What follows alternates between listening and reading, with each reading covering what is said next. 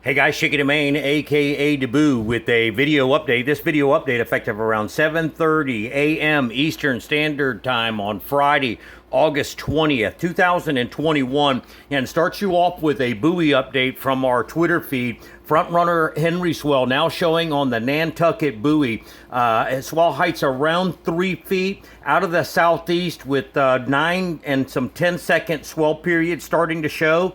The Texas Tower buoy that is located east of Long Beach, New Jersey, starting to pick up some Henri swell, 4 feet, 9 to 10 seconds. This buoy will be watched for info on possible storm surge inundation coming up for the northeast. As Henri starts to pull up, we'll be watching this buoy to see how high the seas get on this buoy and the direction. Right now, swell height out of the southeast at about 4 feet and about 9 to 10 seconds. There's also some flash there of some longer period. Dropping down to the South Hattie buoy. South Hattie buoy with some semi-solid swell this morning, 6 to 8 feet at 11 seconds out of the east-southeast. So that should be pushing towards the mid-Atlantic later today.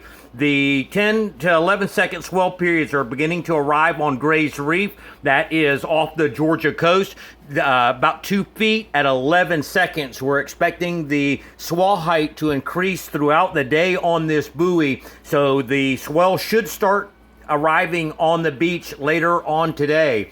On the northeast Bahama buoy, southerly winds are beginning to increase and gusting to up to 35 knots on the northeast Bahama buoy, and that south wind is aiming that fetch up towards New England. So as the storm pulls up and then gets towards that Texas Tower buoy, you're going to have all this southerly flow from the Bahamas to the northeast, and storm surge is becoming to be a major concern.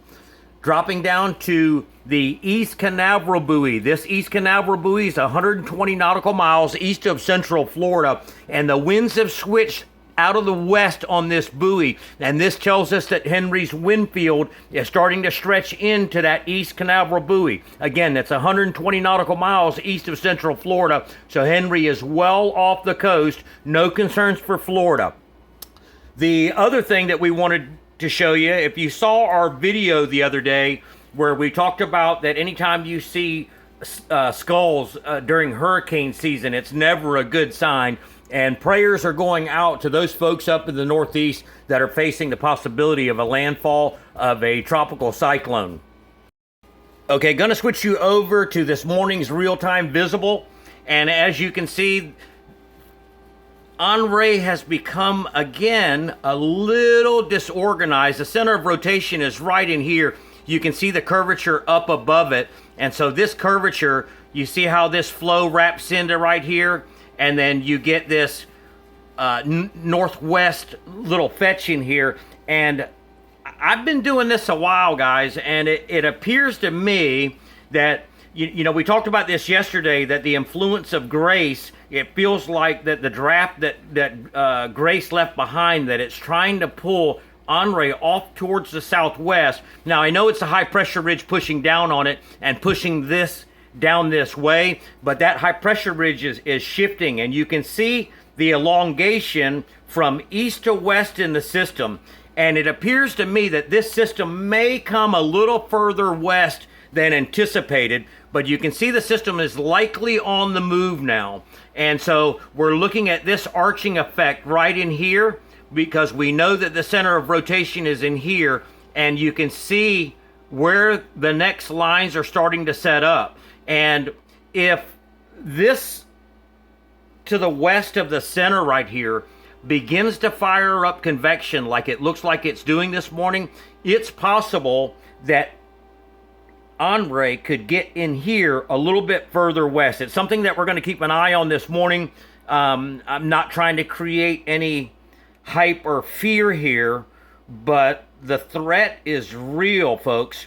And when you look at the National Hurricane Center's 3-day cone and track, you'll know what I'm talking about. And that is that hurricane watches are now in effect. That's in the pink shaded area here. And tropical storm watch is in effect in the yellow area. And one of the things that we posted yesterday on our feed is we like to look at the 3-day cone as the circumference of the storm. And this is why they say it's important to not focus on the exact track of the system. Any shift to the left or right, this is the cone of uncertainty, meaning that Henri could come up this cone right here and end up on the left side of this cone, and that means this circumference would move out to the left. Same thing, Henri could end up on the right side of the cone, and then people over here in eastern New York and over here in Connecticut would be going, what hurricane? Because the system was further off towards the east. So your impacts all depend on whether or not this ends up on the left side of the cone or the right side of the cone. One thing is for certain, though, is that once this gets up in here, north of the Outer Banks in here, and if this happens to get a little bit further towards the west over the Gulf Stream and starts to crank up, that southerly flow that we just showed you that's coming off the northeast Bahama buoy, this is going to strengthen southerly flow in here, and south-facing beaches of New England in here could be in some serious trouble, folks. You got less than 72 hours to prepare, especially if you're living along the coast, because 72 hours is up here at the top up in here in Vermont. So there's less than 72 hours before, this is Sunday, 2 a.m. right in here, and today's Friday, Saturday, Sunday, 2 a.m. So prayers going up to you folks. That's all I got for you for now. Stay tuned for the next update. Pay attention to our social feeds for real-time posts.